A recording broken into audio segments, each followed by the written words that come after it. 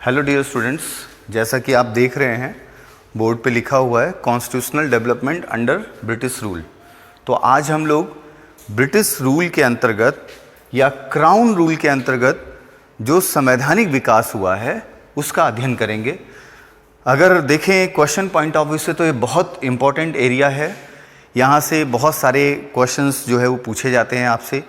और अभी तक आपने जो संवैधानिक विकास का पहला पक्ष देखा था उससे ज़्यादा महत्वपूर्ण आपका ये दूसरा पक्ष है जो सेकंड पार्ट है। तो आज आपका जो ये पार्ट 2 है इसके अंतर्गत हम 1858 से लेकर और 1935 जो एक्ट आया है उस एक्ट तक पहुंचेंगे और इस क्रम में जो भी महत्वपूर्ण तथ्य होंगे परीक्षा के बिंदु से उसको हम यहाँ पर देखेंगे। ठीक है, तो सबसे पहले अगर हम इसके पहले ब्रीफ पे जाएं तो आपने देखा कि ईस्ट इंडिया कंपनी शासन के अंतर्गत भारत की जो संवैधानिक व्यवस्था थी वो किस प्रकार की हुई थी। और अगर हम 1853 का एक्ट जो मैंने आपको लास्ट बताया था उस 1853 के एक्ट में अगर आप देखें तो गवर्नर जनरल था। गवर्नर जनरल के अंडर में गवर्नर्स थे और गवर्नर जनरल की आपने देखा था एक एजुकेटिव काउंसिल और एक लेजिस्लेटिव काउंसिल भी बना दी गई थी। ठीक, इसी तरह से गवर्नर की एजुकेटिव काउंसिल थी, ये भी आपने देखा। फिर गवर्नर जनरल के ऊपर board of control, board of control के ऊपर कौन? क्राउन। तो ये सब आप देख चुके हैं कि 1853 तक चार्टर एक्ट 1853 तक हमारी व्यवस्था ऐसे थी, जिसमें यहां पर अब क्या परिवर्तन आता है जब ये क्राउन रूल में संवैधानिक विकास हुआ है। ये ईस्ट इंडिया कंपनी के रूल के अंतर्गत था जिसमें बोर्ड ऑफ कंट्रोल में 3 मेंबर उनके भी थे, ईस्ट इंडिया कंपनी के थे, 3 ब्रिटिश गवर्नमेंट के थे। ठीक है, तो अब इसमें क्या बदलाव आएगा क्योंकि आपका अगला एक्ट कौन सा है? भारत शासन अधिनियम 1858। अभी तक किसी एक्ट का नाम भारत शासन अधिनियम नहीं था। अभी तक आपने क्या देखा? Regulating act, Pitt's India act, charter act, है कि नहीं है? तो पहली बार अब कौन सा एक्ट आने वाला है? भारत शासन अधिनियम 1858। उससे पहले उसकी पृष्ठभूमि में अगर हम जाएं तो 1853 के एक्ट में यह कह दिया गया था कि ब्रिटिश पार्लियामेंट ने इस एक्ट में एक प्रोविजन कर दिया था कि हम भारत का प्रशासन कभी भी ईस्ट इंडिया कंपनी से अपने हाथों में ले सकते हैं। ठीक है, ईस्ट इंडिया कंपनी से अपने हाथों में ले सकते हैं, मतलब उससे हम छीन सकते हैं। और ये परिस्थिति, ये सिचुएशन कब बनी? ये सिचुएशन बनी 1858 में। क्यों बनी? इसके पीछे भी कारण है। एक बहुत बड़ा बहाना मिला, किसको? ब्रिटिश गवर्नमेंट को। तो वो बहाना क्या मिला? वो बहाना ये मिला कि 1857 में एक बड़ी क्रांति, बड़ा विद्रोह, सैनिक विद्रोह जिसको कहा जाता है, जिसको लेकर तमाम विवाद भी हैं कि इसको रेवोल्यूशन माना जाए कि नहीं माना जाए, उस पक्ष पर हम नहीं जा रहे। कुल मिलाकर सैनिकों के द्वारा, भारतीय सैनिकों के द्वारा 1857 में बड़े पैमाने पर कंपनी शासन के खिलाफ विद्रोह हुआ और ब्रिटिश गवर्नमेंट को यह कहने का मौका मिल गया कि भारत का शासन अब कंपनी के भरोसे नहीं छोड़ा जा सकता। अब कंपनी इतने बड़े देश की शासन व्यवस्था नहीं चला पाएगी, इसलिए कंपनी से शासन का अधिकार छीन लो और सीधा अपने हाथ में ले लो। अभी तक वो एक्ट बाय एक्ट क्या कर रही थी? प्रिपरेशन कर रही थी, तैयारी कर रही थी। और इसके बाद फिर आता है इंडिया गवर्नमेंट एक्ट या भारत शासन अधिनियम 1858। तो अब हम इस एक्ट की बात करेंगे। ठीक है, इंडिया गवर्नमेंट एक्ट या भारत शासन अधिनियम 1858 के द्वारा क्या क्या हुआ इस पर आते हैं। तो अब यहीं से यहां पर अब 53 के पक्ष को आप देख चुके कि क्या था। सबसे पहली बात, सबसे इंपॉर्टेंट पॉइंट यहां पर क्या हुआ? इस एक्ट के द्वारा ईस्ट इंडिया कंपनी के शासन का अंत कर दिया गया। कैसे किया गया इस पर आते हैं हम। ईस्ट इंडिया कंपनी के शासन का अंत, एबॉलिश कर दिया गया तथा भारत का शासन अब प्रत्यक्ष रूप से डायरेक्टली किसके अधीन आ गया? क्राउन के। इसीलिए कहा गया क्राउन रूल। अब स्टार्ट हो गया क्राउन रूल। अगली बात क्या इंपॉर्टेंट है यहां पर? अगली बात ये इंपॉर्टेंट है बच्चों कि अब ये कैसे किया गया। तो अभी आप देख रहे थे कि ईस्ट इंडिया कंपनी के 3 मेंबर अभी तक इसमें थे। इन्होंने क्या किया, इस एक्ट के द्वारा अगला कदम क्या उठाया कि इस बोर्ड ऑफ कंट्रोल को एबॉलिश कर दिया, समाप्त कर दिया, और बोर्ड ऑफ कंट्रोल की जगह इंडिया काउंसिल, भारत परिषद का गठन किया गया, जिसमें 15 मेंबर्स थे, 15 सदस्य थे, और इसके चीफ को भारत सचिव कहा गया, सेक्रेटरी ऑफ इंडिया, भारत सचिव। इसका अर्थ यह हुआ कि 1858 के एक्ट के द्वारा भारत सचिव और उसकी परिषद का गठन किया गया। कितने सदस्यों वाली? 15 सदस्यीय परिषद का गठन किया गया, काउंसिल का गठन किया गया। पहले आप याद करिए, मैं तुलनात्मक रूप से आपको बता रहा हूं, पहले बोर्ड ऑफ कंट्रोल का चेयरपर्सन या प्रमुख जो है ब्रिटिश पार्लियामेंट के प्रति उत्तरदायी था। उसी तरह से भारत सचिव या secretary of India British parliament के प्रति उत्तरदायी रहेगा। यह व्यवस्था या यह प्रावधान किया गया। और भारत सचिव और उसकी परिषद के सदस्यों का वेतन भारत के राजस्व से दिया जाएगा, बिल्कुल वैसे ही जैसे बोर्ड ऑफ कंट्रोल का सिस्टम था। ठीक। अब अगली बात क्या आती है? अगली बात यहां पर आती है कि गवर्नर जनरल और गवर्नर ये पहले की तरह रिस्पॉन्सिबल टू क्राउन, इसमें कोई बदलाव नहीं है। ये दोनों रिस्पॉन्सिबल होंगे किसके प्रति? क्राउन के प्रति। गवर्नर जनरल के पद नाम को बदला जाएगा और उसे नाम दिया जाएगा वायसराय। तो इस एक्ट के द्वारा ये, हालांकि एक्ट में वायसराय का प्रोविजन नहीं किया गया था, वायसराय शब्द का प्रोविजन नहीं किया गया था, बट इसी एक्ट के तहत ये काम हुआ।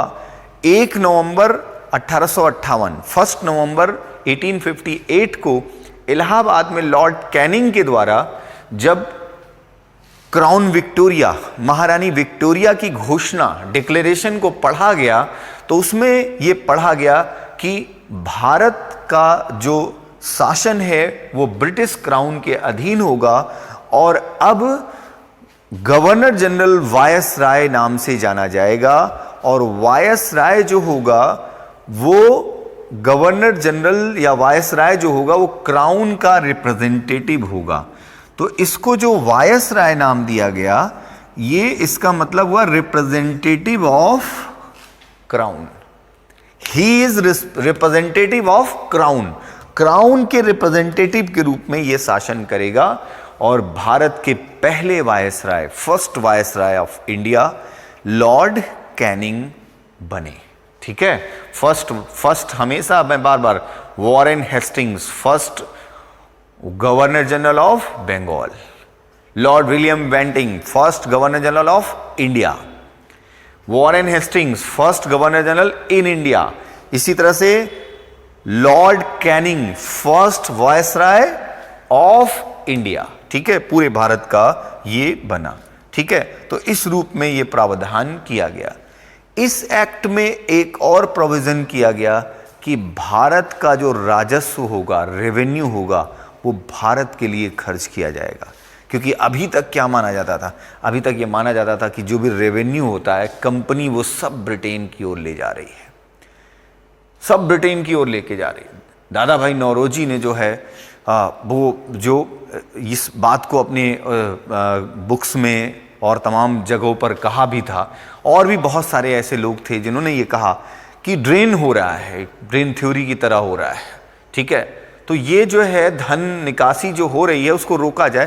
तो ये एहसास कराना चाह रहे थे क्राउन या ब्रिटिश गवर्नमेंट कि अब हम भारत को अपनी प्रजा मानते हुए हम यहाँ की शासन व्यवस्था को संभाल रहे हैं, और आप जो भी राजस्व देंगे, रेवेन्यू देंगे, वो आपके लिए खर्च किया जाएगा। ठीक है। अब आप तो जानते हैं कि गवर्नमेंट सिस्टम जो है वो चाहे जब का हो, वो कहता क्या है करता क्या है उस पर अंतर है। वहां पर तो ब्रिटिश शासन था, तो उसमें कितना बड़ा अंतर होगा ये आप समझ ही सकते हो। बट ये है कि ये बात उन्होंने वहां पर कही। ठीक है, इससे आगे हम बढ़ते हैं।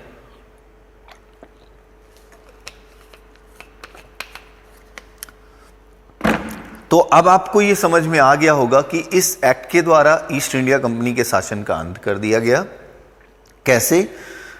इसमें जो बोर्ड ऑफ कंट्रोल था, सबसे बड़ी एक संस्था थी, उसको समाप्त कर दिया गया। भारत सचिव और उसकी परिषद का गठन किया गया 15 मेंबर्स वाली। भारत सचिव पहले जैसे वो रिस्पॉन्सिबल था किसके प्रति? ब्रिटिश पार्लियामेंट के प्रति रिस्पॉन्सिबल होंगे। गवर्नर जनरल को अब वायसराय नाम से जाना जाएगा। वायसराय अर्थात रिप्रेजेंटेटिव ऑफ क्राउन, और वायसराय और governors are responsible to crown. ठीक है। इंडियन रेवेन्यू जो भी होगा वो इंडिया के लिए ही होगा, और इनका भी सैलरी जो है वो इंडियन रेवेन्यू से दिया जाएगा। ठीक है। तो ये प्रोविजन किया गया, और ये मैंने आपको पहले ही क्लियर कर दिया कि वायसराय शब्द का प्रयोग इस एक्ट में नहीं हुआ है। इसी एक्ट के प्रोविजंस को डिक्लेयर किया जब लॉर्ड कैनिंग ने, उस घोषणा को क्राउन डिक्लेरेशन कहा गया था विक्टोरिया की 1 नवंबर 1858 को इलाहाबाद में। तो उसमें जो है उन्होंने वायसराय शब्द का प्रयोग किया था, और उसी के आधार पर इसको वायसराय शब्द का प्रयोग कहा जाता है। ठीक है। अब इसके बाद क्राउन रूल के अंतर्गत जो संवैधानिक विकास हुआ है, उस संवैधानिक विकास की ओर हम बढ़ते हैं। और आपको जैसा मैंने ये बताया था कि ब्रिटिशर्स ने कैसे 1 बाय 1 एक एक चीज़ें दी। मैंने आपसे कहा था एक ब्रेक हुआ था 1858 में। इससे पहले क्या हुआ आपने देखा ये। इसके बाद 1861, 1892, 1909, 1919 एंड 1935। ठीक है, ये एक्ट या अधिनियम आए हैं। 1 बाय 1 कैसे हम देखते हैं कि डेवलपमेंट होता है, क्योंकि उसके बाद वाला एक्ट कौन सा है? भारत स्वतंत्रता अधिनियम 1947। इसका मतलब अब संवैधानिक विकास का दूसरा पक्ष प्रारंभ हुआ। ये दूसरा पक्ष बिल्कुल अलग है पहले पक्ष से। बहुत सी चीजें मिली हुई हैं, लेकिन बहुत सी चीजें अलग हो रही हैं। अब यहां पर अधिकारों की बात आएगी। अभी तक आपने देखा कि हमारे यहाँ ना तो कोई इलेक्शन की बात की गई, ना तो कोई परिषद के मेंबर्स के अधिकारों की बात की गई। अब वो सब कुछ आने लगा। क्यों आने लगा? क्योंकि इसमें एक बहुत बड़ा प्रभाव था 1857 के विद्रोह का। 1857 के विद्रोह के बाद भारतीयों में अपने अधिकारों के प्रति जागृति आई, अपने अधिकारों के प्रति अवेयरनेस आई, जागरूकता आई। और उस जागरूकता के फलस्वरूप एक पढ़ा लिखा मध्यम वर्ग, जिसको हम अपर मिडिल क्लास कहेंगे, जो एजुकेशन से रिलेटेड था, जिसकी शिक्षा दीक्षा जो है वो कहीं ना कहीं ब्रिटेन से या अन्य स्थानों से हुई। ठीक है, उस वर्ग ने जो है अधिकारों को जब देखा कि ब्रिटिशर्स जो है वो तमाम अधिकार, स्वतंत्रता, समानता की बात कर रहे हैं, तो ऐसे तमाम अलग अलग संगठनों का विकास हुआ। और ब्रिटिश गवर्नमेंट को ये लगने लगा कि अगर हम भारतीयों को कुछ ना कुछ नहीं देंगे तो फिर क्या होगा? विस्फोट हो जाएगा, फिर संभाल नहीं सकेंगे हम, तो कुछ ना कुछ देते रहो। अभी गवर्नमेंट ऑफ इंडिया, अभी प्रेजेंट टाइम आप देखिए, गवर्नमेंट ऑफ इंडिया ने जब फर्स्ट टाइम लॉकडाउन किया, full lockdown, second time lockdown किया, फुल लॉकडाउन, लेकिन थर्ड लॉकडाउन, लॉकडाउन 3 में क्या हुआ?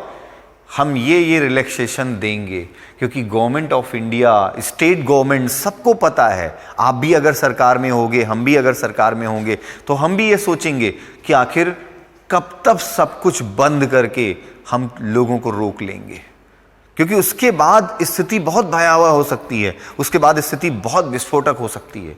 आज हमारे गवर्नमेंट के सिस्टम के ऑफिसर्स, हमारे पॉलिटिशियंस सब क्या कह रहे हैं कि कोरोना के साथ जीना होगा।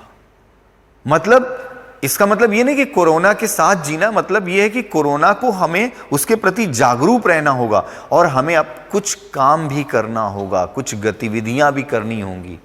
कब तक सोते रहोगे, कब तक आप जो है खाली ऐसे पड़े हुए, ठीक है, कब तक चलेगी व्यवस्था? तो कहीं ना कहीं थोड़ा थोड़ा सा अधिकार देते रहो, कुछ सीमित तरीके से देते रहो। तो सीमित रूप से देना प्रारंभ किया, धीरे धीरे देखा गया कि हाँ इससे क्या सिचुएशन बन रही है, तो उसके अनुसार अधिकार और दिए जाएं।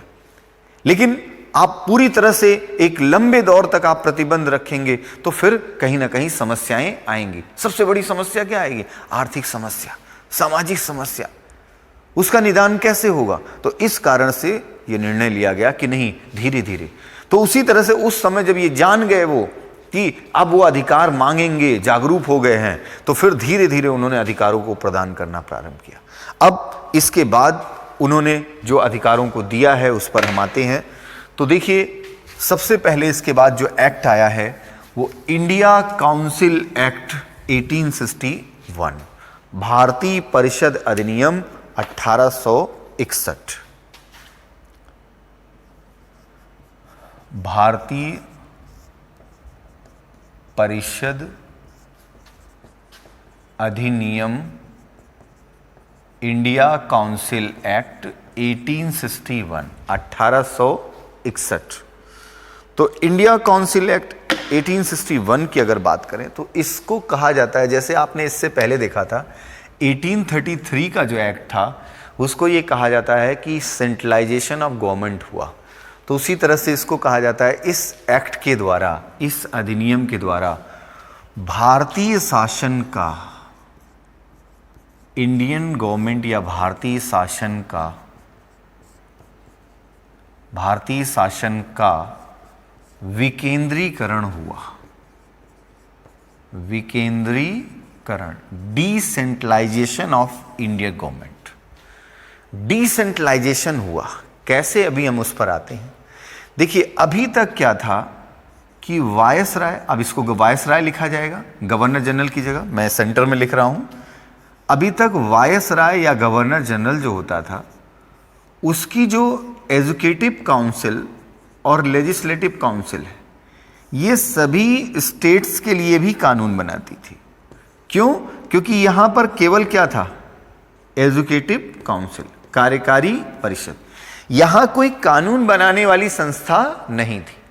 1833 के एक्ट के तहत आपने देखा था क्या प्रावधान किया गया था कि वायसराय की जो विधायी परिषद होगी, लेजिस्लेटिव काउंसिल होगी, वो पूरे भारत के लिए कानून बनाएगी। ठीक है, पूरे भारत के लिए कानून बनाएंगे। हालांकि 1833 में ये नहीं थी, 53 में आई, लेकिन इन्हीं को ये अधिकार दिया गया था, बाद में ये इनको मिल गया। तो इनको ये था कि ये पूरे भारत के लिए कानून बनाएंगे। इनको क्या करना था? इनको सिर्फ इंप्लीमेंट करना था। तो मतलब पावर्स जो है वो सब सेंट्रलाइज थी। अभी क्या किया इन्होंने? कैसे विकेंद्रीकरण हुआ? ये कहा जाता है कि इस एक्ट के द्वारा, 1861 एक्ट के द्वारा डिसेंट्रलाइजेशन हुआ, विकेंद्रीकरण हुआ। कैसे? ठीक है, तो इसके तहत, विकेंद्रीकरण के तहत प्रांतों में विधान परिषद का गठन किया गया। प्रांतों में विधान परिषद, लेजिस्लेटिव काउंसिल इन प्रोविंस और स्टेट्स, प्रांतों में विधान परिषद या लेजिस्लेटिव काउंसिल का गठन किया गया। ठीक है, अब यहां इसका मतलब यहां भी क्या हो गया? अब लेजिस्लेटिव काउंसिल। तो आज हमारी विधानसभा क्या करती है? कानून बनाती है और मंत्रिपरिषद उसको लागू करती है। तो ये कह सकते हैं कि परिषद बना दिया, इसका मतलब आप भी अब कानून बनाओगे। कानून बनाने के लिए अब सिर्फ एक संस्था नहीं होगी, प्रांतों को भी अधिकार एक तरह से दे दिए गए। अब ये स्पष्ट रूप से दिए गए कि नहीं, ये बात की बात है, बट ये है कि इस संस्था का जन्म प्रांतों में हो गया। जैसे इस संस्था का जन्म 1853 में कहां हुआ था? केंद्र में हुआ था। कानून बनाने वाली संस्था अभी तक यहां नहीं थी। तो इसीलिए कहते हैं शासन का विकेंद्रीकरण हुआ। और इन प्रांतों में विधान परिषद के गठन का प्रावधान कर दिया गया, अर्थात वो कानून को बना सकते हैं। ऐसी व्यवस्था कर दी गई कि वो कानून को बना सकते हैं। ठीक है, इससे पहले क्या था, ऐसी कोई संस्था ही नहीं थी वहां जो कानून बनाए। वो संस्था कहां थी, यहां थी। वो अधिकार किसको था, अधिनियम या एक्ट बनाने का अधिकार किसको था, इनको था। तो वो बदलाव किया गया, इसीलिए कहते हैं इसको शासन का विकेंद्रीकरण किया गया। देखिए, जब भी डिस्ट्रीब्यूशन ऑफ पावर्स होगा, पावर्स को सेंट्रल और स्टेट के बीच डिस्ट्रीब्यूशन किया जाएगा, तो उसे कहा जाएगा डिसेंट्रलाइजेशन। ठीक है, डिसेंट्रलाइजेशन। और जब भी पावर्स जो है उनको एक जगह इकट्ठा किया जाएगा, तो उसको कहा, शक्तियों का जब केंद्रीकरण होगा, सेंट्रलाइजेशन होगा, तो उसी को क्या कहेंगे, सेंट्रलाइजेशन ऑफ पावर्स। वो सेंट्रलाइज हो रही हैं, शक्तियां इकट्ठी हो रही हैं, और शक्तियां जब बांटी जा रही हैं तो क्या हुआ, डिसेंट्रलाइजेशन। ठीक है, अब बात आती है कि आज जैसे हम देखते हैं कि प्रांत किसी भी स्टेट में विधानसभा या विधान परिषद गठित करने का अधिकार किसको है, संसद को है, पार्लियामेंट को है। ठीक है, लेकिन उस समय ये प्रांतों में विधान परिषद गठित करने का अधिकार किसको दिया गया, वायसराय को। तो दूसरा इंपॉर्टेंट प्रोविजन क्या आया, प्रांतों में विधान परिषद गठित करने का अधिकार, लेजिस्लेटिव काउंसिल गठित करने का अधिकार वायसराय और उसकी कार्यकारी परिषद को दिया गया। वायसराय और उसकी एजुकेटिव काउंसिल, ध्यान देना है, एजुकेटिव काउंसिल को दिया गया, जिसके तहत प्रांतों में विधान परिषद जो है वो गठित होना प्रारंभ हुई। प्रांतों में विधान परिषद गठित हुई। 1861 में मद्रास में सबसे पहले लेजिस्लेटिव काउंसिल का गठन हुआ, 1861 में। ठीक है, उसके बाद फिर 1862 में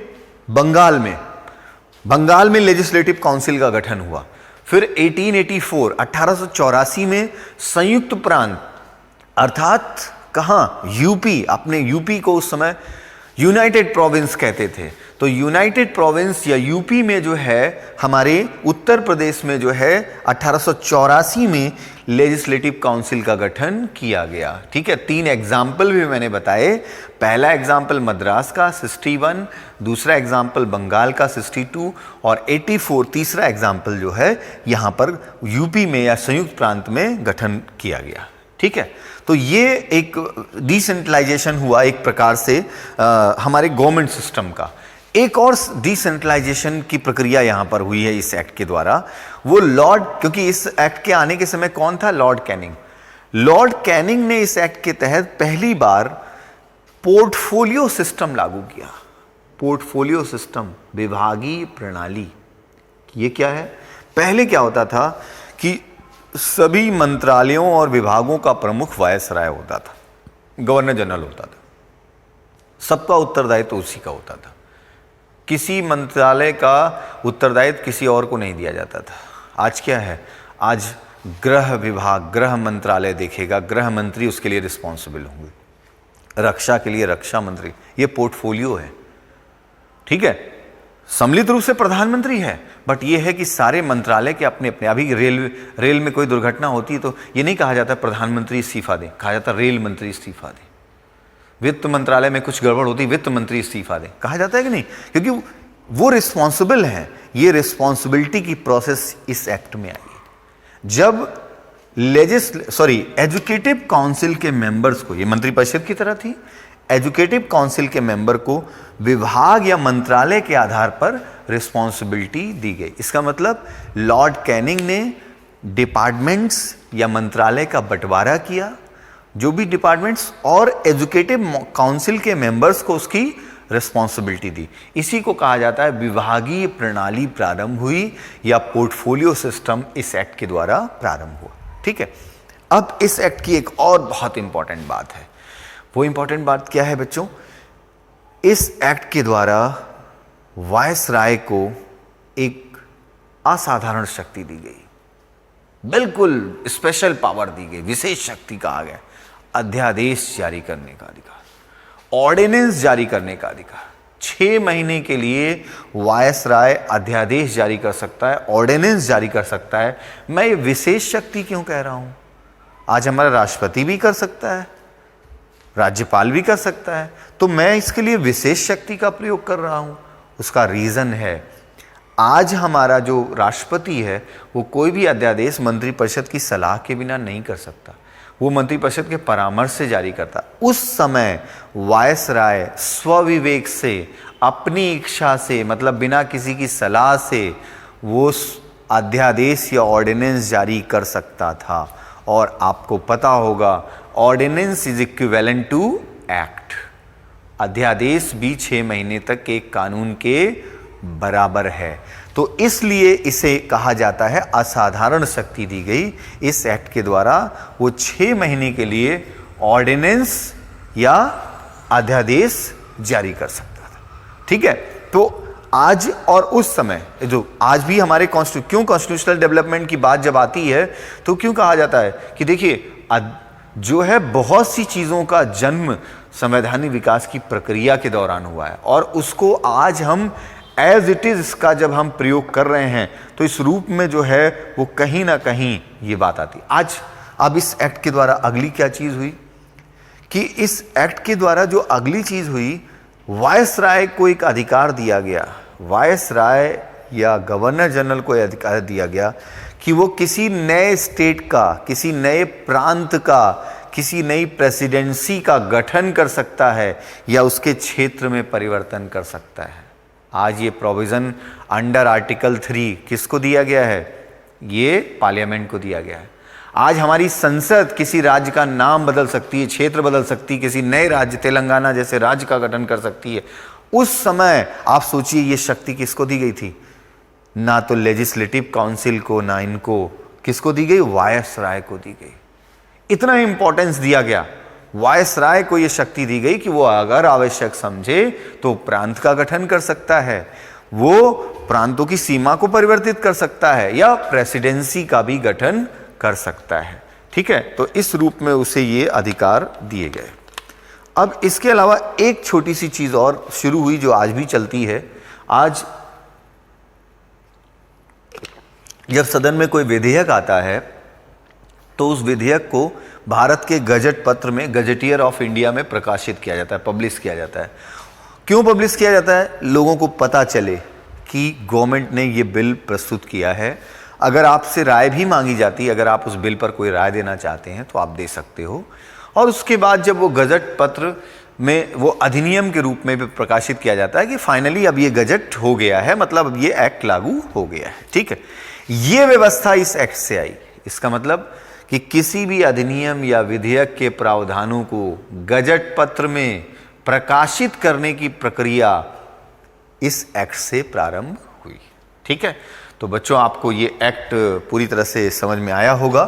अगर आपको कोई भी कंफ्यूजन होगा, इससे रिलेटेड क्वेश्चन होंगे, तो जो भी हमारे ऐसे क्वेश्चंस हैं वो आप अपने ग्रुप में इसको पूछ सकते हैं, कोई प्रॉब्लम नहीं है।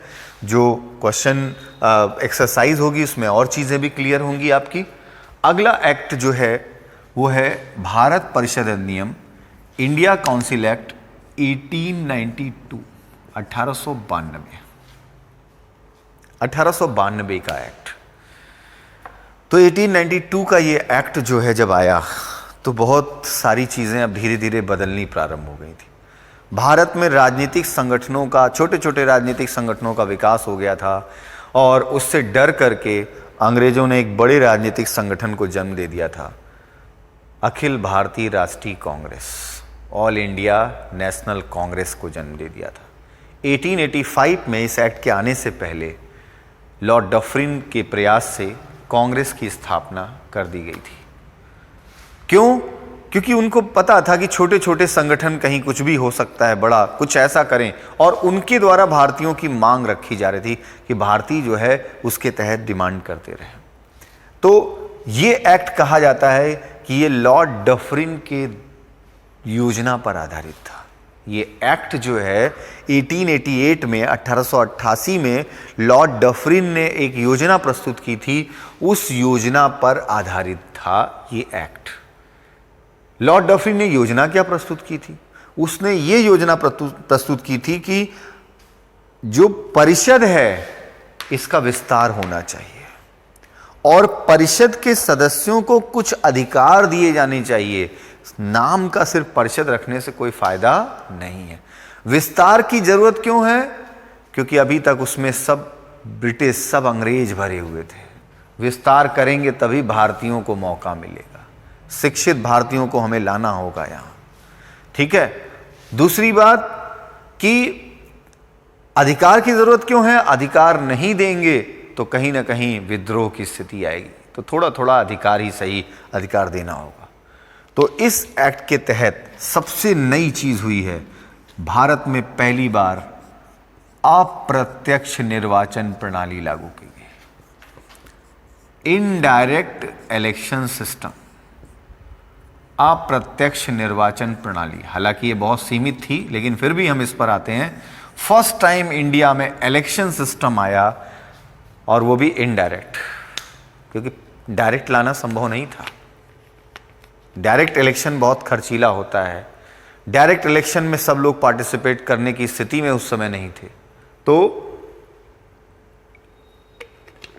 सबसे पहले अप्रत्यक्ष निर्वाचन से शुरुआत की गई, और इस एक्ट के द्वारा सबसे पहली बार अब प्रांतों की और केंद्रीय विधान परिषदों की सदस्य संख्या को बढ़ाते हुए ये लेजिस्लेटिव काउंसिल, जो हमारी लेजिस्लेटिव काउंसिल थी, उसमें अप्रत्यक्ष निर्वाचन प्रणाली के द्वारा कुछ गैर सरकारी सदस्यों की नियुक्ति का प्रावधान किया गया।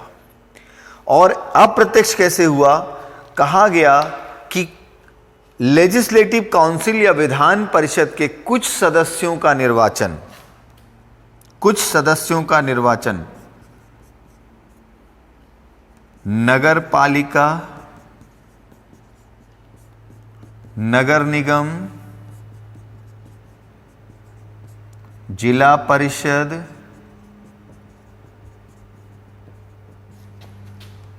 व्यापारिक मंडल, विश्वविद्यालय आदि के द्वारा किया जाएगा। ठीक, कैसे अप्रत्यक्ष हुआ? इनको चुनने का उत्तरदायित्व किसके पास था? ये किसके द्वारा? ये माने गए जनता के प्रतिनिधि हैं। ये जनता के प्रतिनिधि, ये जनता के रिप्रेजेंटेटिव मान लिए गए, और ये रिप्रेजेंटेटिव जनता के जो है वो किसको चुनेंगे? लेजिस्लेटिव काउंसिल या विधान परिषद के सदस्य को, विधान परिषद के सदस्य को चुनेंगे। तो अब ये क्या हुआ? जनता के दृष्टिकोण से ये क्या हो गया?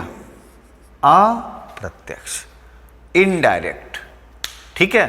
तो अप्रत्यक्ष निर्वाचन प्रणाली लाई गई, जिसके तहत ये तय किया गया कि विधान परिषद, अब कितने सदस्य क्या है इसमें आपको नहीं जाना है, इस पे आपको इतनी डिटेल में नहीं जाना है, वो सिविल की क्लास के अंतर्गत हम लोग वो डिस्कस करते हैं, क्योंकि यहाँ पर एक कॉमन क्लास के रूप में है और हम वीडियो लेक्चर के अंतर्गत उतने डिटेल में नहीं जा सकते, समय सीमा है यहाँ पर। ठीक है, आपको बहुत सारा टाइम का वीडियो जो है वो डेटा खर्च करके देखना होता है, तो जो आपके लिए बहुत अधिक महत्वपूर्ण है, अभी हम उस पर बात कर रहे हैं।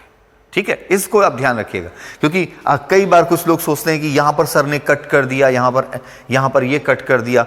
तो बेटा, हर कार्य समय और परिस्थिति के अनुसार किया जाता है। एक ढर्रे पे आप हर जगह नहीं चल सकते हो, तो समय और परिस्थिति के अनुसार काम करना है आपको। मैं यहाँ पर मेरा जो आपको वीडियो लेक्चर देने का उद्देश्य है, या हमारे जो भी टीचर्स आपको वीडियो लेक्चर दे रहे हैं, बस केवल उसका उद्देश्य क्या है कि आप अपने विषय को रिवाइज करते रहें, उससे आप कनेक्टिविटी बनाए रखें। अगर अभी हमारे पास बहुत सारे कैंडिडेट्स जो है, नए कैंडिडेट्स फ़ोन कर रहे हैं, सर हमें एडमिशन लेना, हमें ऑनलाइन क्लासेस लेनी है, लेकिन हम उनसे कहते हैं कि बेटा हमारा ये सिस्टम है, जो रेगुलर स्टडी कर रहा है वो उसको अडॉप्ट कर लेगा, आपके लिए प्रॉब्लम होगी, अभी आपके लिए समस्या है। तो इसलिए इस चीज़ को आप ध्यान रखो कि वहाँ पर कितने सदस्य हैं ये इतना ज़रूरी नहीं है। एग्जाम पॉइंट ऑफ व्यू से ये ज़रूरी नहीं कितने सदस्यों का अप्रत्यक्ष, क्योंकि कुछ लोगों को रिसर्च की ज़रूरत पड़ती है, कुछ लोग इसी पे रिसर्च करते हैं, कितने सदस्य, ये वाला क्वेश्चन बहुत भयंकर होगा, आएगा ही नहीं। ठीक है, अब पिछले जो क्वेश्चंस पूछे गए उसी ट्रेंड पर आगे आप तैयारी कर सकते हो। अदरवाइज किसी सब्जेक्ट की कोई सीमा है ही नहीं, कोई लिमिट नहीं है, उसे भटकाव कहा जाता है। जब आप किसी भी क्वेश्चन के अंतर्गत, आप रिसर्च के अंतर्गत चले गए तो उसे भटकाव कहा जाता है, उसे ज्ञान की प्राप्ति नहीं कही जाती। क्योंकि आज का समय क्या है, exam oriented study, exam oriented करना है, आपको एग्जाम क्वालिफाई करना है, उद्देश्य इसका पढ़ने का ये। नहीं तो हमारे लिए क्या मतलब 1861 का नियम आए चाहे 1862 का आए, 1892 में आए या 1909 में आए, क्या मतलब है हमसे उससे? हम क्यों पढ़ रहे हैं? क्योंकि एग्जाम में इससे जो क्वेश्चन आना है उसको ध्यान रखना। तो ये पहली चीज हुई, इनडायरेक्ट इलेक्शन कैसे हुआ आपने देखा। अब दूसरी बात यहां पर हुई कि जो लेजिस्लेटिव काउंसिल थी, विधान परिषद जो थी, उसके सदस्यों, मैंने कहा था ना लॉर्ड डफरी ने ये बात करी थी, तो विधान परिषद के सदस्य के अधिकारों में वृद्धि की गई। क्या वृद्धि की गई? इस एक्ट के द्वारा विधान परिषद या लेजिस्लेटिव काउंसिल के मेंबर्स के अधिकारों में वृद्धि की गई। क्या वृद्धि की गई, ये क्वेश्चन आना चाहिए आपके दिमाग में। तो वो वृद्धि ये की गई कि लेजिस्लेटिव काउंसिल के जो मेंबर्स हैं वो जो है अपने किसी भी जो विषय लोक महत्व का है उस पर प्रश्न पूछ सकते हैं, बजट पर प्रश्न पूछ सकते हैं। सोचो आप, उनको अभी तक प्रश्न पूछने का अधिकार नहीं था, उनको अभी तक जो कहा जाता था इस पे वोटिंग करो बस हो गया, करना है नहीं करना बस, ये अधिकार अब आए। कैसे? 1 बाई 1 देखिए राइट्स की बात की गई है, शक्तियों की बात की गई। तो विधान परिषद सदस्यों को यह अधिकार दिया गया कि वो किसी भी सार्वजनिक हित के, पब्लिक इंटरेस्ट के विषय या बजट आदि पर प्रश्न पूछ सकते हैं। ध्यान रखिएगा, केवल क्वेश्चन पूछने का अधिकार हुआ, कोई वोटिंग राइट नहीं दिया गया और कोई भी पूरक प्रश्न, सप्लीमेंट्री क्वेश्चन पूछने का अधिकार नहीं दिया गया। ठीक है, वो अगले वाले एक्ट में दिया जाएगा। कुछ लोग कभी कभी पूरक प्रश्न और प्रश्न में कंफ्यूज हो जाते हैं, तो मैं आपको बता दूं, जैसे जो प्री होता है, ऑब्जेक्टिव प्री जब आप देते हो तो आपका वो जो है या मेंस जब होता है, एग्ज़ाम जो होता है, मेंस जो होता है, उसमें आपसे जो क्वेश्चन पूछा जाता है वो आप उसका उत्तर देते हो। कोई वहाँ सप्लीमेंट्री क्वेश्चन पूछा जा सकता है, आप एग्ज़ाम दे रहे हो और आपसे पूछा गया 1857 के विद्रोह के कारण बताइए, ठीक है, और बस वही कारण ही आपको लिखना है, उस पर कोई मेंस में पूरक प्रश्न, सप्लीमेंट्री क्वेश्चन ऐड नहीं हो सकता। ऐसा नहीं कि आपका एग्जाम चल रहा है, अचानक इन्विजिलेटर आया, बोला 1857 के विद्रोह के कारण के साथ प्रभाव भी बताना, वो नहीं हो सकता, वो गलत है, वो प्रक्रिया गलत है। लेकिन इंटरव्यू जब आप देने जाते हो, किसी चीज़ का भी इंटरव्यू जब देते हो, तो 1857 के विद्रोह के कारण क्या थे, आप कारण बताओगे तो उसके उसी कारण से क्या हो जाएगा, पूरक प्रश्न, सप्लीमेंट्री। ये ऐसा राजनीतिक कारण ज्यादा महत्वपूर्ण था कि धार्मिक कारण? तो ये जब पूछा गया, आपके उत्तर में से प्रश्न पूछा गया, उसे क्या कहा गया, पूरक प्रश्न, सप्ली। आपने एक का जवाब दिया, एक और क्वेश्चन ऐड हो गया, उसे सप्लीमेंट्री। आज क्या है, आज हमारा कोई मंत्री से जब कोई प्रश्न पूछता है कोई सदस्य, तो वो मंत्री जवाब देता है, फिर एक प्रश्न और भी, जब मौखिक प्रश्न की प्रक्रिया चलती है तो वो पूछा जा सकता है। ठीक है, शून्यकाल के दौरान ऐसी स्थितियां बहुत ज़्यादा आती हैं, ठीक, तो वो प्रक्रिया यहाँ पर आई। ठीक है, तो इस एक्ट के द्वारा यही चीज़ इंपॉर्टेंट है। अब फिर से आपका एक और परिषद अधिनियम आया है, भारतीय परिषद अधिनियम, इंडियन काउंसिल एक्ट 1909, 1909। तो अब हम उस पर आते हैं, इंडियन काउंसिल एक्ट 1909। इसको मॉर्ले मिंटो रिफॉर्म कहते हैं, मॉर्ले मिंटो सुधार या रिफॉर्म। मॉर्ले उस समय भारत सचिव था और लॉर्ड मिंटो वायसराय थे। दोनों ने मिलकर भारत के लिए जो सुझाव दिया था उसी पर आधारित था, तो इसीलिए इसको मॉर्ले मिंटो रिफॉर्म जो है वो कहा जाता है, मॉर्ले मिंटो सुधार कहा जाता है। ठीक है, इस एक्ट के द्वारा क्या हुआ, बस जस्ट अ मिनट, आज गर्मी बढ़ गई है और इस एक्ट के द्वारा देखिए, पहली बात तो मॉर्ले मिंटो रिफॉर्म कहा जाता है, उसका रीज़न क्या है, मॉर्ले मिंटो ने जो रिफॉर्म दिया था, इसमें सबसे पहली बात तो ये कि इनडायरेक्ट इलेक्शन का जो क्राइटेरिया था उसको बढ़ाने की बात करी थी। और दूसरी बात जो है, मॉर्ले मिंटो क्योंकि लॉर्ड मिंटो स्पेशली जो है वो भारत के विभाजन की रणनीति पर चल रहे थे। जैसे लॉर्ड कर्जन ने ये प्रयास किया था 1905 में, उसी रणनीति पर आगे लॉर्ड मिंटो चले। और लॉर्ड मिंटो ने धर्म के आधार पर भारत के विभाजन को पूरा प्लान किया। मिंटो ने इस एक्ट के बारे में ये कहा भी है, इस एक्ट के द्वारा ये कहा भी है कि हम नाग के दांत बो रहे हैं, इसका फल भीषण होगा। ये नाग के दांत बोया था मिंटो ने, और इसका फल कौन है? पाकिस्तान और बांग्लादेश, ये इसका फल है। तो जो आप पाकिस्तान देख रहे हैं वो इसी का फल है। लीगली इसने ऐसा किया। इसने 1906 में मुस्लिम लीग की स्थापना करवाई, जैसे लॉर्ड डफरिन ने कांग्रेस की स्थापना कराई। इसने धर्म के आधार पर, रिलीजन के आधार पर बांटने का प्रयास करने के लिए Muslim League, all India Muslim League की स्थापना कराई और मुस्लिमों को ये मैसेज देने की कोशिश की कि आप माइनॉरिटी में रहोगे, अगर मेजॉरिटी के साथ रहोगे, बहुसंख्यक हिंदुओं के साथ रहोगे तो कभी आपको अधिकार और शक्ति नहीं मिल पाएगी।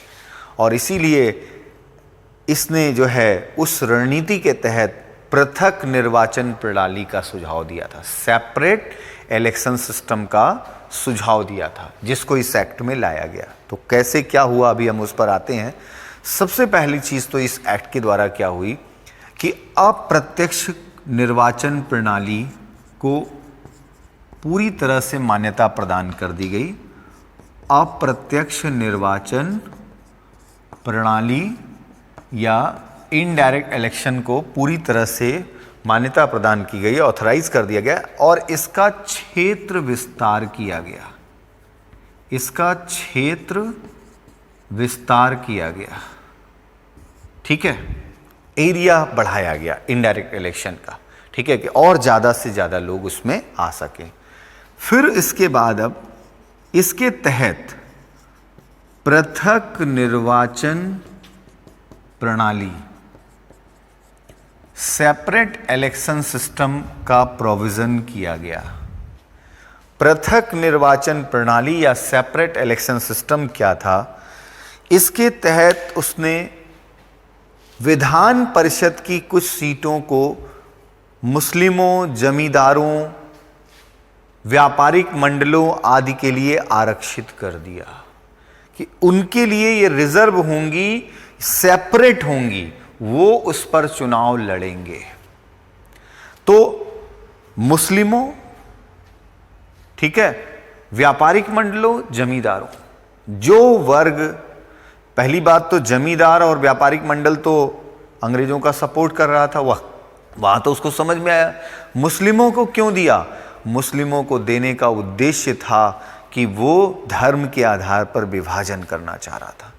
तो अगर वैधानिक रूप से कहा जाए कि भारत को विभाजित करने का सबसे पहला प्रयास वैधानिक रूप से लीगली कब किया गया? 1909 के इस काउंसिल एक्ट के द्वारा किया गया। यहां पर जब पृथक निर्वाचन प्रणाली के तहत विधान परिषद की कुछ सीटें, किसके लिए है? कुछ सीटें मैं बार बार कह रहा हूं क्योंकि संख्या यहां आपके लिए इंपॉर्टेंट नहीं है। कुछ सीटें मुस्लिमों के लिए, जमींदारों के लिए, व्यापारिक मंडलों आदि के लिए आरक्षित करने का प्रावधान किया गया। मतलब उस सीट को रिजर्व, जैसे आज भी अगर आरक्षित सीट है तो उस पर आरक्षित श्रेणी का ही उम्मीदवार चुनाव लड़ सकता है, तो उस समय भी ऐसे ही रखा गया, आरक्षित सीट पर आरक्षित श्रेणी का उम्मीदवार वहां पर वोटिंग करेगा। इसके साथ साथ उन्होंने एक गेम यहां पर और कहा, मुस्लिमों को उन्होंने दोहरे मतदान का अधिकार दिया, ड्यूअल वोटिंग का अधिकार दिया। ये एक और लड़ाने की कोशिश, उनको ये बताने की कोशिश कि देखो हम आपके लिए स्पेशल कर रहे हैं। वो अपने रिजर्व सेक्टर में अपने कैंडिडेट के लिए तो वोट कर ही सकते थे, सामान्य क्षेत्र के लिए भी वो वोटिंग कर सकते थे क्योंकि आपको लिमिटेड वोटिंग थी, इनडायरेक्ट था, तो वो सामान्य के लिए भी वोटिंग कर सकते थे और अपने स्पेशल जो रिजर्व कैंडिडेट था उसके लिए भी वोटिंग कर सकते थे, जिसको कहा गया दोहरे मतदान का अधिकार उनको प्रदान किया गया। इस एक्ट के द्वारा अगली चीज हुई परिषद। परिषद मतलब विधान परिषद। परिषद के सदस्यों के अधिकारों में वृद्धि, अधिकारों में वृद्धि, ठीक है, परिषद के सदस्यों के अधिकारों में वृद्धि। अब वृद्धि क्या हुई? पहले ये केवल क्वेश्चन पूछ सकते थे, प्रश्न पूछ सकते थे, बजट पे क्वेश्चन, ये अभी प्रश्न पूछने के साथ साथ पूरक प्रश्न पूछने का अधिकार दिया गया, सप्लीमेंट्री क्वेश्चंस कर सकते हैं। और क्या दिया गया इनको? और एक और अधिकार दिया गया कि ये जो है वो मत विभाजन भी कर सकते हैं। इसका मतलब कि अगर ये क्वेश्चन पूछा जाता है कि लेजिस्लेटिव काउंसिल के मेंबर्स को, विधान परिषद के सदस्यों को सदन के अंदर वोटिंग राइट किसके द्वारा दिया गया? इस एक्ट के द्वारा। तो मत विभाजन का या वोटिंग राइट दिया गया। आज भी जो सदस्य हैं उनके लिए सबसे बड़ा अधिकार वोटिंग राइट होता है। किसी भी बिल पर वो वोटिंग करने की मांग करते हैं, क्योंकि जानते हैं बहस से कुछ फायदा नहीं है, बहस से कुछ नहीं होने वाला।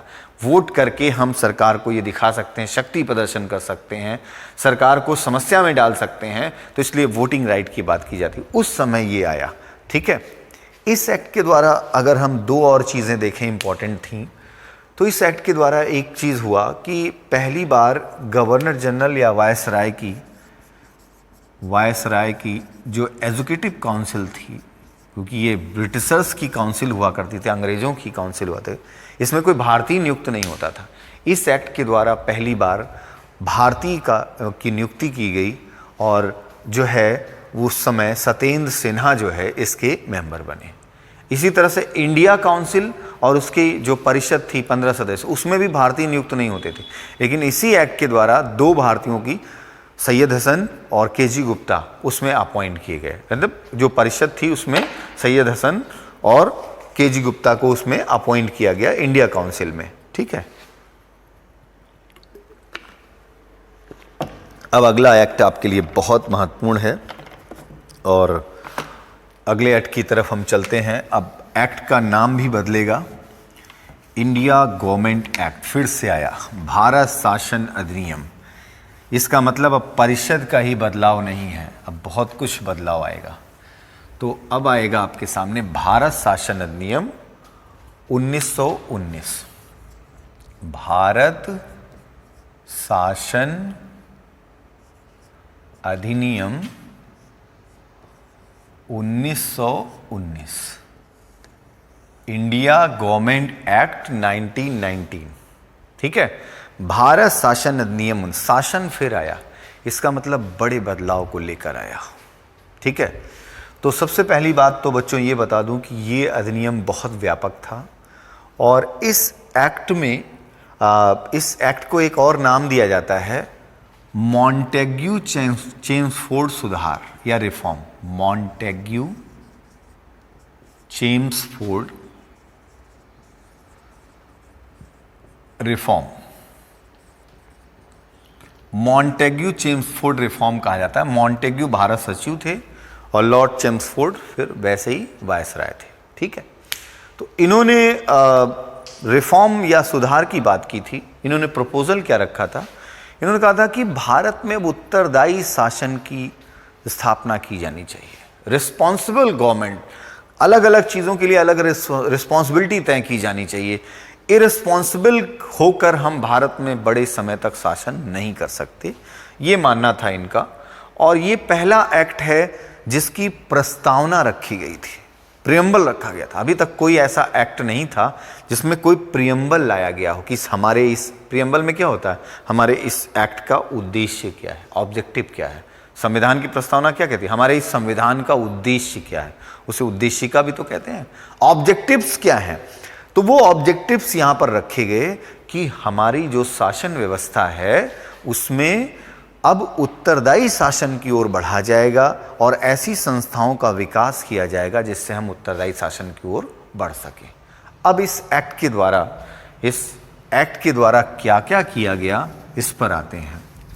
क्या बड़े बदलाव हुए हैं, कैसे बदलाव हुए हैं, इस पर आते हैं। तो देखिए, सबसे पहली बात तो ये हुआ कि इस एक्ट के द्वारा जो है वो शासन के विषयों को, शासन के जो सब्जेक्ट्स थे, शासन के विषयों को दो सूचियों में विभाजित किया गया।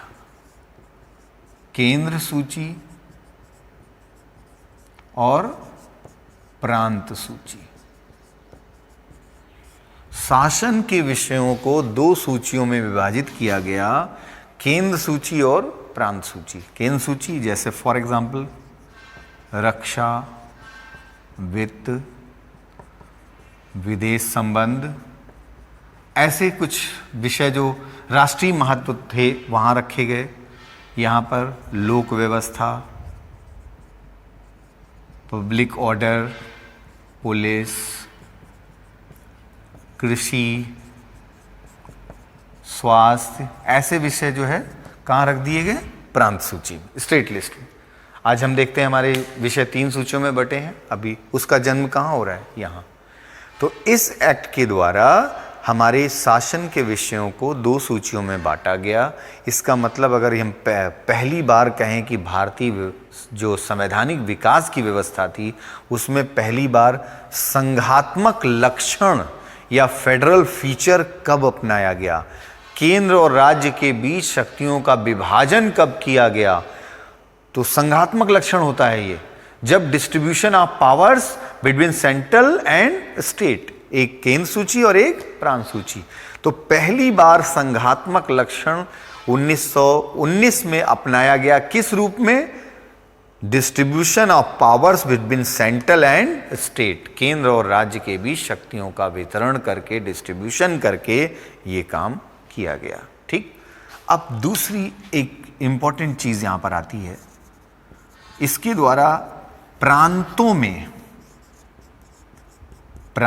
में द्वैध शासन प्रणाली लागू की गई, डायरकी सिस्टम ऑफ गवर्नमेंट, द्वैध शासन प्रणाली। कई लोग इस पर कंफ्यूज होते हैं, क्या है ये? कुछ टेक्निकल नहीं है, बहुत सिंपल सी बात है, अभी आप समझेंगे। द्वैध शासन प्रणाली या डायरकी सिस्टम ऑफ गवर्नमेंट कैसे? अब इसके अंतर्गत क्या किया गया? What is dyarchy system of government, ठीक है, या what is the process of dyarchy system of government, ठीक है। तो द्वैध शासन प्रणाली की अगर हम बात करें तो इसके तहत क्या किया गया कि प्रांत सूची के विषय को, प्रांत सूची के विषय को 2 भागों में बांट दिया गया। एक आरक्षित विषय, रिजर्व सब्जेक्ट, और एक हस्तांतरित विषय, हस्तांतरित, ट्रांसफर्ड, हस्तांतरित विषय, आरक्षित विषय और ट्रांसफर सब्जेक्ट, ठीक है। 1 मिनट, मिस कॉल है।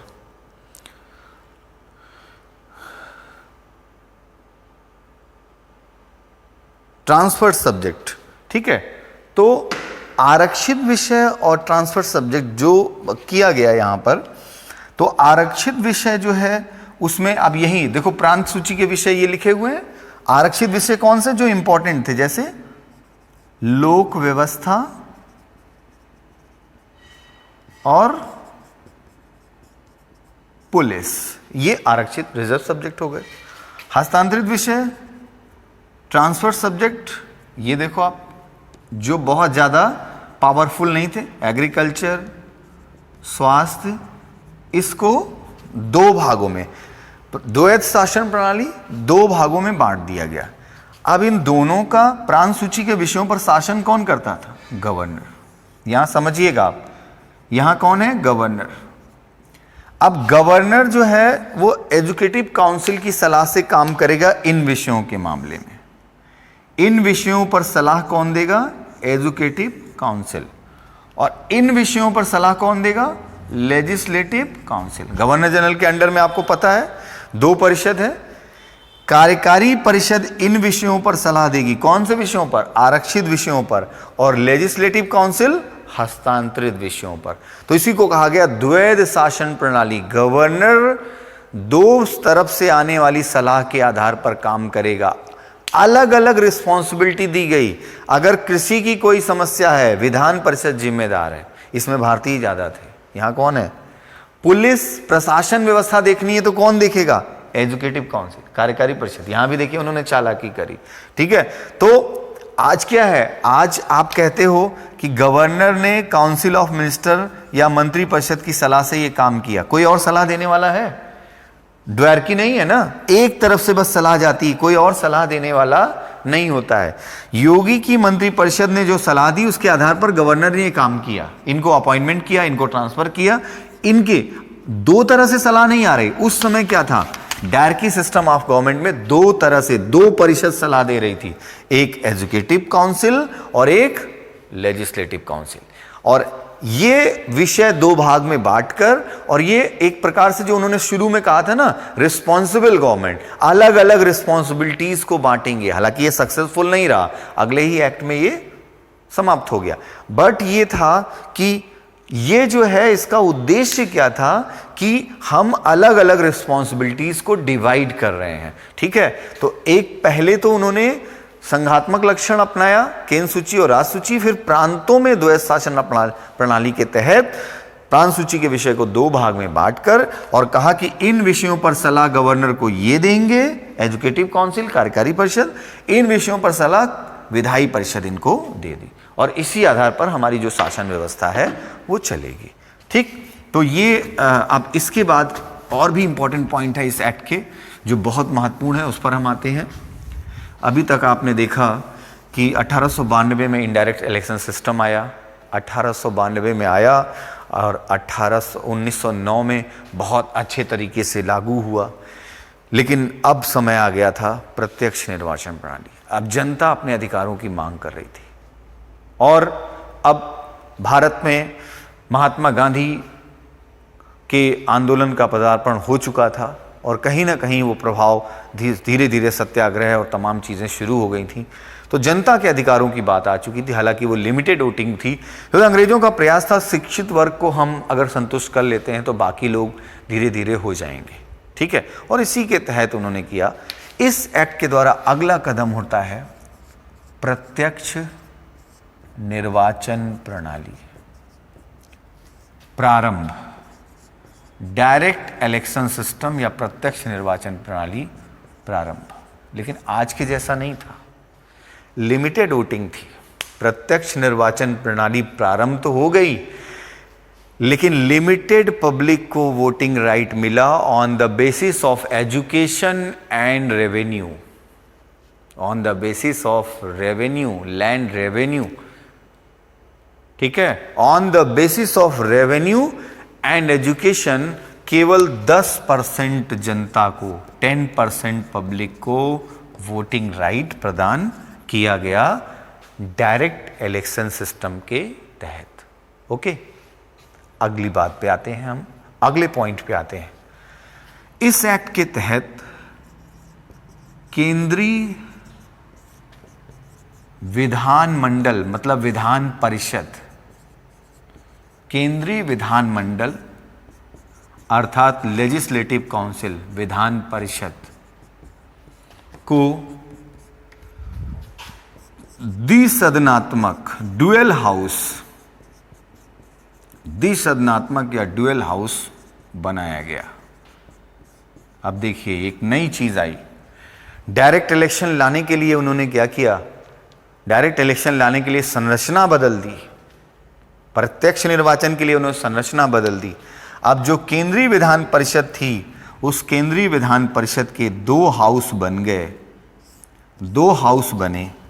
एक को बोला गया राज्य परिषद, इसी को उच्च सदन कहते हैं, उच्च सदन। आज हम इसको क्या बोलते हैं, राज्यसभा, ठीक है। दूसरे को बोला गया केंद्रीय विधानसभा, सेंट्रल लेजिस्लेटिव असेंबली, केंद्रीय विधानसभा, इसी को आज हम क्या कहते हैं, निम्न सदन, लोअर हाउस उस समय कहा गया। अभी हम क्या बोलते हैं, लोकसभा। ये आज लोकसभा है और ये राज्यसभा है। आज हम, उस समय इसको क्या बोला गया, राज्य परिषद, और इसको क्या बोला गया, केंद्रीय विधानसभा। तो इसी के लिए अब डायरेक्ट इलेक्शन, इनडायरेक्ट इलेक्शन किसके लिए होगा, आज भी राज्यसभा के लिए होता है। डायरेक्ट इलेक्शन किसके लिए आया? ये डायरेक्ट इलेक्शन इसी के लिए लाया गया, केंद्रीय विधानसभा के लिए ये डायरेक्ट इलेक्शन की प्रोसेस स्टार्ट हुई। ओनली 10% पब्लिक को इसके लिए अधिकार दिए गए। ठीक है, इस एक्ट के द्वारा आज जो हम देखते हैं ना, राजदूत, एम्बेसडर, ये अपॉइंट करने की प्रोसेस शुरू हुई। भारत के एजेंट के रूप में ब्रिटेन में एक हाई कमिश्नर अपॉइंट करने का प्रोविज़न किया गया। भारत और ब्रिटेन के बीच जो भी संबंध थे उसको निर्धारित करने के लिए, तो एक हाई कमिश्नर अपॉइंट करने का प्रोविज़न इस एक्ट के द्वारा लाया गया या निर्धारित किया गया।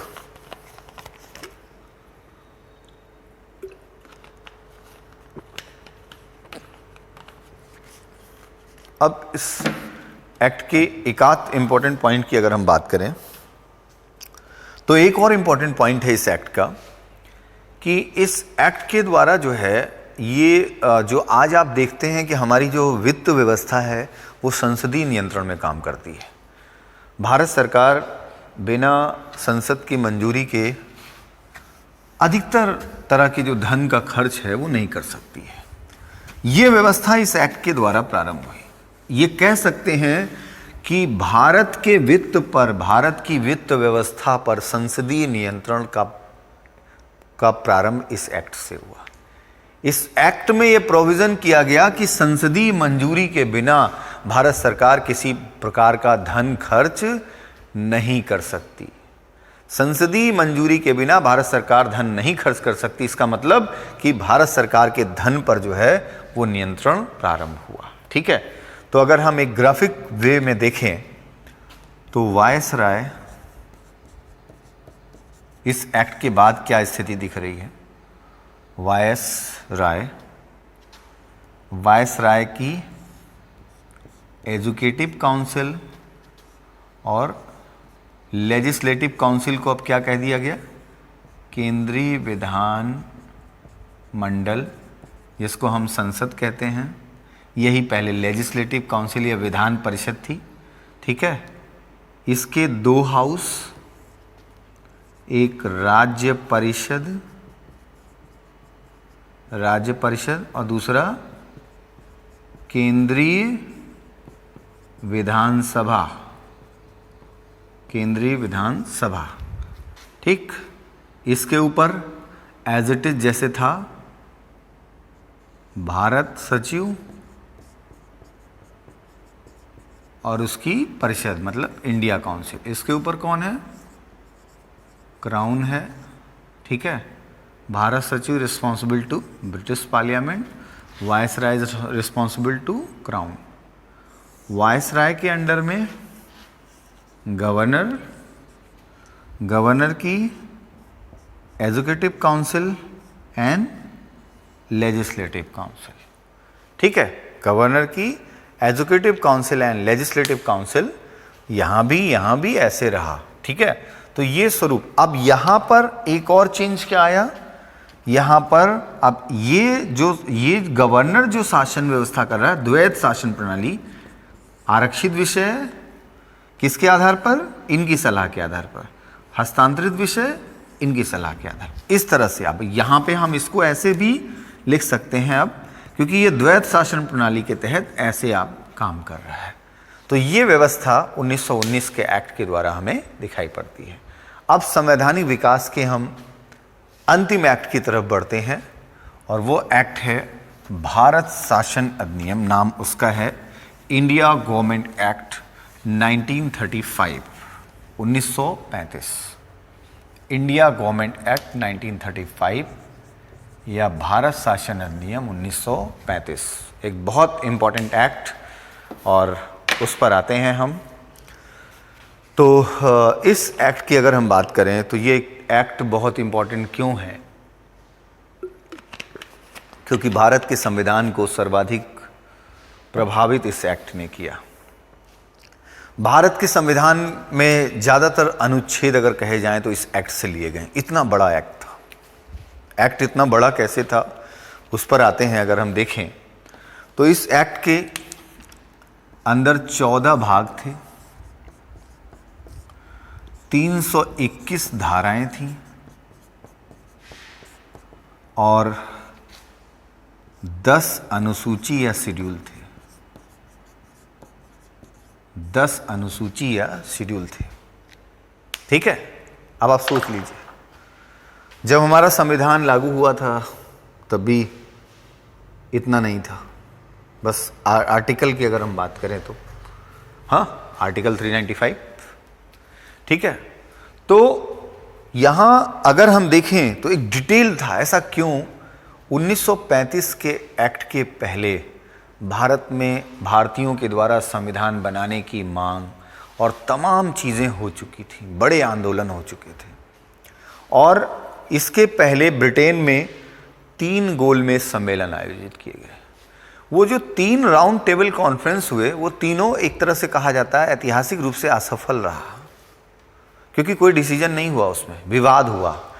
लेकिन वो सफल एक पॉइंट ऑफ व्यू से रहा, लीगल पॉइंट ऑफ व्यू से, क्योंकि उसमें जो भारत के प्रतिनिधि बुलाए गए थे, रिप्रेजेंटेटिव बुलाए गए थे, हर तरह के रिप्रेजेंटेटिव बुलाए गए थे, पॉलिटिकल, सोशल, लीगल, हर तरह के बुलाए गए थे।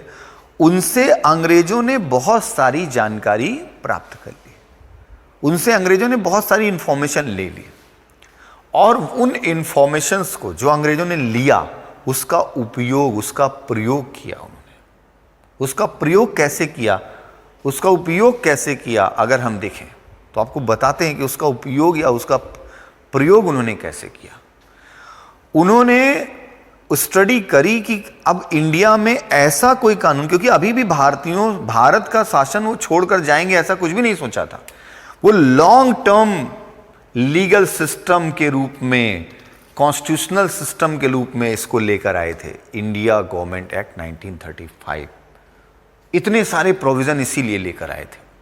तो सबसे पहले अगर हम इनके प्रोविजंस की बात करें तो इनके प्रोविजंस में सबसे पहला प्रोविजन, हालांकि उनका डेंजरस था, इंप्लीमेंट नहीं भी हो पाया, उन्होंने पहला प्रोविजन रखा, इस एक्ट के द्वारा एक अखिल भारतीय संघ, ऑल इंडिया यूनियन की स्थापना की जाएगी। बहुत अच्छी बात है, कहने में बड़ा अच्छा है। उसके आगे लाइन विवादास्पद थी, परंतु इस संघ में शामिल होना या ना होना देसी रियासतों की इच्छा पर निर्भर होगा। यही फिर एक बार इस एक्ट के द्वारा भी उन्होंने डिवाइड एंड रूल की पॉलिसी खेली, बांटो और राज करो। उस समय 500 से ज्यादा देसी रियासतें थी जो अंग्रेजों के अधीन थी, उनको छूट दे दिया, आपकी मर्जी, आप स्वतंत्र रहो या फिर भारत संघ में शामिल हो जाओ। तो ऐसा संघ कभी लागू हो ही नहीं सकता। मैं अगर आपसे कहूं कि आज बच्चों आपको दिशा अयोध्या ऐप में असाइनमेंट सेक्शन में मैथ्स का एक असाइनमेंट दिया जाएगा, आपकी इच्छा आप करो या ना करो, तो बहुत कम ही ऐसे जागरूक हैं, बहुत कम अपने करियर के प्रति सिंसियर हैं जो उसको करेंगे। ज़्यादातर क्या हो जाएंगे, फिर फ्री हो जाएंगे। इसीलिए प्रेशर बनाना होता है, इसीलिए उस प्रेशर को बनाकर ये काम कि नहीं, इसको नहीं करोगे सबमिट तो यहाँ से रिमूव कर देंगे, वहाँ से रिमूव कर देंगे, क्यों कहा जाता है? क्योंकि कई बार जो छूट होती है, जो स्वतंत्रता में स्वच्छंदता शामिल हो जाती है, वो गलत रास्ते पर ले जाती है। अभी भी बहुत से स्टूडेंट्स इस लॉकडाउन पीरियड में बड़ी लापरवाहियां कर रहे हैं, क्योंकि जब हम क्वेश्चंस पूछते हैं और आप आंसर्स देते हो तो पता चलता है बड़ी लापरवाहियां कर रहे हैं। किसके लिए कर रहे हो? अपने लिए असफलता का गड्ढा खोद रहे हो। और जब एग्जाम्स होने शुरू होंगे, जब रिजल्ट्स आएंगे ना, तो रोने के सिवाय कुछ नहीं होगा। इसलिए अभी भी संभल जाओ। मैं कई बार क्वेश्चन पूछता हूँ, वॉइस मैसेज से आंसर भेजना होता है, कुछ लोग दूसरे के आंसर्स को सुन के मुझे आंसर्स बताते हैं। किसको धोखा दे रहे हो? अपने आप को धोखा दे रहे हो। तो उस समय की अगर हम बात करें तो उन्होंने ऐसा ही भारतीयों को धोखा देने का प्रयास किया था, लेकिन धोखा ज्यादा दिन नहीं चलता है। भारतीयों को धोखा देने का प्रयास कर रहे थे वो। ऑल इंडिया यूनियन बना ही नहीं यूनियन, क्योंकि ऐसा यूनियन कभी बन ही नहीं सकता। तो उस प्रोविजन के पे, लेकिन अब अगले प्रोविजंस की बात करें तो इस एक्ट के द्वारा शासन के विषयों को 3 सूचियों में डिवाइड किया गया। सबसे पहला, शासन के विषय पहले आपने देखा था कि 2 सूचियों में बटे थे, अब 3 सूचियों में बट गए। पहला वही केंद्र सूची, दूसरा प्रांत सूची और तीसरा समवर्ती सूची यानी कंकरेंट लिस्ट। कंकरेंट लिस्ट, ठीक है। 59 सब्जेक्ट्स केंद्र सूची में रखे गए, 54 सब्जेक्ट प्रांत सूची में रखे गए और 36 सब्जेक्ट समवर्ती सूची में रखे गए, ठीक है। तो ये विषय भी मैं लिखकर एग्जाम्पल के रूप में आपको बता रहा हूं कि शासन के विषय अब 2 की जगह 3 सूचियों में बांटे गए, केंद्र सूची, प्रांत सूची और समवर्ती सूची। केंद्र सूची में 59 सब्जेक्ट, प्रांत सूची में 54 और समवर्ती में 36। केंद्र सूची पे कानून केंद्रीय विधानमंडल, प्रांत सूची पे प्रांतीय विधान परिषद कानून बनाएगी और समवर्ती सूची या कंकरेंट लिस्ट पे प्रांत और केंद्र दोनों बना सकते हैं, लेकिन केंद्र का कानून ही मान्य होगा। आज भी यही व्यवस्था है, आज भी 7वीं अनुसूची के तहत ये 3 सूचियां हैं और आज भी यही व्यवस्था। लेकिन उस समय और अब में अंतर क्या है? इन तीनों सूचियों में शामिल जो विषय है उसके अतिरिक्त अगर कोई विषय आता है तो उसे कहते हैं अवशिष्ट विषय, बचा हुआ, रेजिड्यूशरी, अवशिष्ट। अवशिष्ट विषयों के संबंध में अवशिष्ट शक्तियां जो थीं, रेजिड्यूशरी पावर्स जो थीं, उस समय किसको दी गई? वायसराय को दी गई, गवर्नर जनरल को दी गई। वायसराय या गवर्नर जनरल को दी गई। आज ये अवशिष्ट शक्तियां किसको दी गई हैं? पार्लियामेंट को। आज ये संसद के पास है। तो अंतर यही है, आज और उस समय में अंतर क्या है? आज उस समय जैसा 3 सूचियां थी वैसे आज भी है, बट आज अवशिष्ट शक्तियां संसद को प्राप्त हैं, उस समय अवशिष्ट शक्तियां किसको प्राप्त हैं? प्राप्त थी वायसराय या गवर्नर जनरल को, ठीक है। अब इसके बाद अगली चीज आपने वहां देखा था 1919 के एक्ट में प्रांतों में द्वैध शासन प्रणाली लागू की गई थी, सक्सेसफुल नहीं रही, उसको प्रांतों में समाप्त कर दिया गया। यानी इस एक्ट के द्वारा अगला कदम क्या उठाया गया? प्रांतों में द्वैध शासन प्रणाली समाप्त, और द्वैध शासन प्रणाली को केंद्र में ले आया गया, केंद्र में लागू कर दिया गया। द्वैध शासन प्रणाली प्रांतों में समाप्त हो गई, केंद्र में लागू हो गई। कैसे?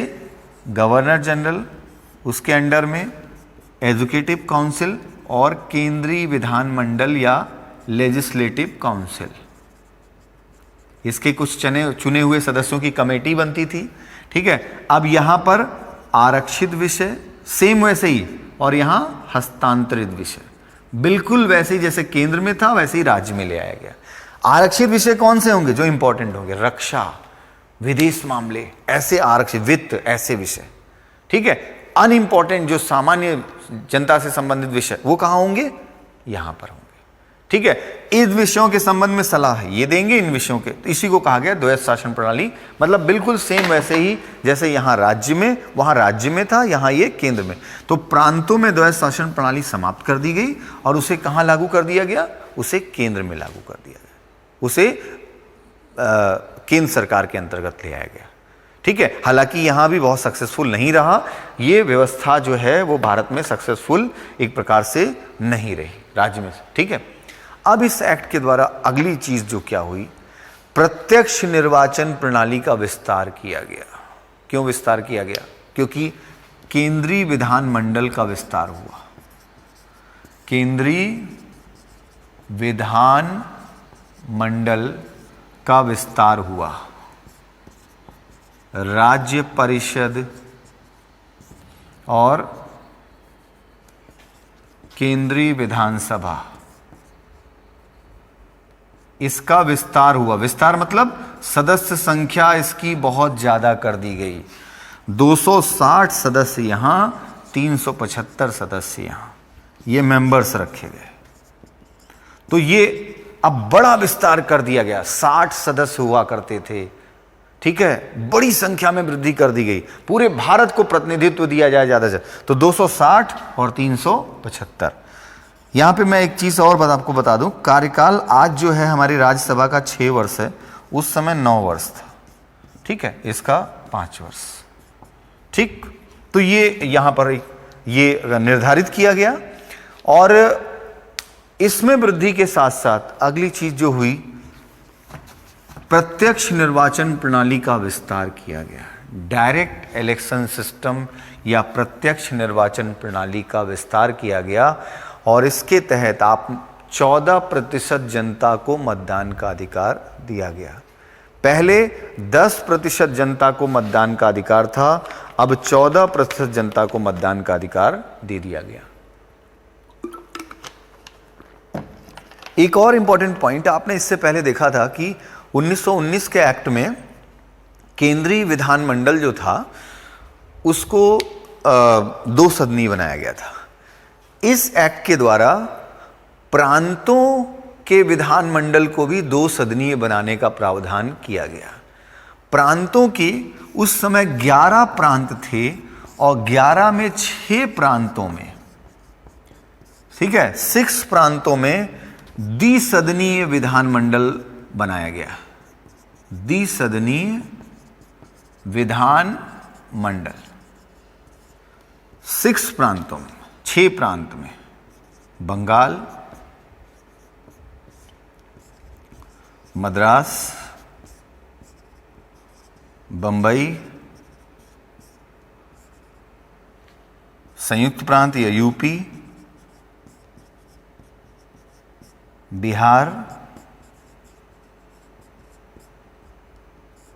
असम, 6 स्टेट, ठीक है। इन 6 स्टेट्स में द्विसदनीय विधानमंडल मतलब विधान परिषद, विधानसभा, विधान परिषद, विधानसभा, ये जो है 2 सदन का जो जन्म हुआ, ये इस एक्ट के द्वारा हुआ। 6 प्रांतों में, बंगाल, मद्रास, बंबई, संयुक्त प्रांत, बिहार और असम में, यहां पर बनाए गए, ठीक है। तो ये जो है एक इंपॉर्टेंट पॉइंट था इस एक्ट का। अब इस एक्ट के द्वारा अगर हम देखें कि अगली और क्या चीज हुई, तो एक बहुत इंपॉर्टेंट फैक्ट है, जो इंडिया काउंसिल भारत सचिव का पद था, कहा गया अब इसकी कोई जरूरत नहीं है, अब सीधा भारत सचिव व परिषद एबॉलिश कर दी गई, समाप्त कर दिया गया, इसको एबॉलिश कर दिया गया, कहा गया अब इसकी आवश्यकता नहीं है, ठीक है। ये बहुत इंपॉर्टेंट प्रोविजन है इस एक्ट का। कई सारे प्रोविजन हुए हैं इस एक्ट के द्वारा। जो है एक प्रोविजन किया गया कि जो हमारी जितनी भी बैंकिंग एजेंसीज हैं उनको कंट्रोल करने के लिए केंद्रीय संस्था बनाई जाए, आरबीआई का प्रोविजन किया जाए। तो आरबीआई की स्थापना का प्रावधान इस एक्ट के तहत किया गया। एक और बहुत इंपॉर्टेंट, अभी तक आपने 1773 के एक्ट में देखा था कि कलकत्ता में सुप्रीम कोर्ट स्थापित हुआ था, लेकिन वो सुप्रीम कोर्ट एक फेडरल कोर्ट नहीं था, पूरे देश का सर्वोच्च न्यायालय नहीं था। वो कलकत्ता और उसके आसपास के क्षेत्रों के लिए वो सर्वोच्च न्यायालय था। लेकिन इस एक्ट के द्वारा दिल्ली में एक संघीय न्यायालय के रूप में सर्वोच्च न्यायालय की स्थापना का प्रावधान किया गया। तो आज जो न्यायालय का स्वरूप है, सर्वोच्च न्यायालय, सुप्रीम कोर्ट, भारत का सर्वोच्च अपीली न्यायालय के रूप में सर्वोच्च न्यायालय की स्थापना का प्रावधान एक फेडरल कोर्ट के रूप में, वो प्रोविजन इस एक्ट के द्वारा किया गया। हालांकि मैं आपको यह भी बता दूं, आज की डेट में सर्वोच्च अपीली न्यायालय हमारा सुप्रीम कोर्ट है, लेकिन उस समय नहीं था।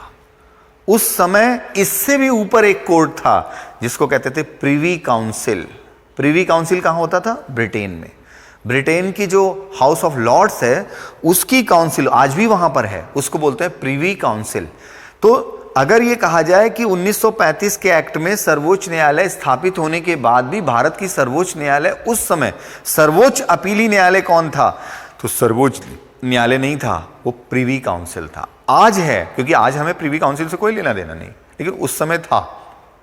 लेकिन एक फेडरल कोर्ट के रूप में, एक संघीय न्यायालय के रूप में, भारत के न्यायालय के रूप में सर्वोच्च न्यायालय दिल्ली में स्थापित करने का प्रावधान किया गया। इस एक्ट के द्वारा 2 नए राज्य गठित हुए, एक सिंध जो आज पाकिस्तान में है और दूसरा उड़ीसा, ठीक है। और इस एक्ट के द्वारा हमारे 2 भाग, भारत के 2 भाग भारत से अलग कर दिए गए। वर्मा, जिसको आज आप म्यांमार कहते हैं, ठीक है, और अदन, अदन एक आइलैंड है, ठीक है। तो वर्मा और अदन को भारत से अलग करने का प्रावधान कर दिया गया, भारत से अलग कर दिया गया इस एक्ट के द्वारा। फाइनली अगर हम देखें तो इस एक्ट के तहत अब गवर्नर जनरल या वायसराय, गवर्नर, इसका एजुकेटिव काउंसिल, केंद्रीय विधानमंडल, सेंट्रल लेजिस्लेचर, ठीक है, तो इसको हम ये ऐसे लिख सकते हैं, सेंट्रल लेजिस्लेचर, ठीक है, educative council, state legislature, educative council, state legislature, जहाँ 2 सदन है वहाँ 2, जहाँ 1 है वहाँ 6 ही में तो 2 है ना, 5 में 1 थे, ठीक है। इसके ऊपर डायरेक्ट अब कौन आ गया? क्राउन। अब बीच का चैनल समाप्त, कोई भारत सचिव नहीं, कोई बोर्ड ऑफ कंट्रोल नहीं, he is responsible to crown, he is responsible to crown, ठीक है। अब डायरेक्ट, अब यहाँ पर ये नहीं रहा कि वो ब्रिटिश पार्लियामेंट के प्रति ऐसा कुछ भी नहीं रहा, ठीक है। यहाँ पर डायरेक्टी सिस्टम ऑफ गवर्नमेंट लाया गया, बट हाँ सूचियों, अगर हम कहें शासन के विषय, तो शासन के विषय जो है वो यहाँ पर 3 पार्ट में डिवाइड हो गए, ठीक है।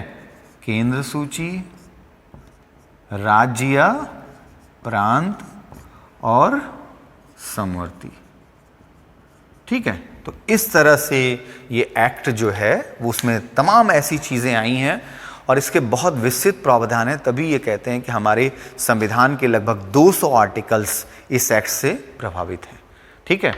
अगर हम बच्चों यहाँ पर देखें इसके बाद, तो इसके बाद आपको पता है कि इसके बाद भारत स्वतंत्रता अधिनियम, इंडिया इंडिपेंडेंट एक्ट 1947 आया है और इंडिया इंडिपेंडेंट एक्ट 1947 के द्वारा भारत की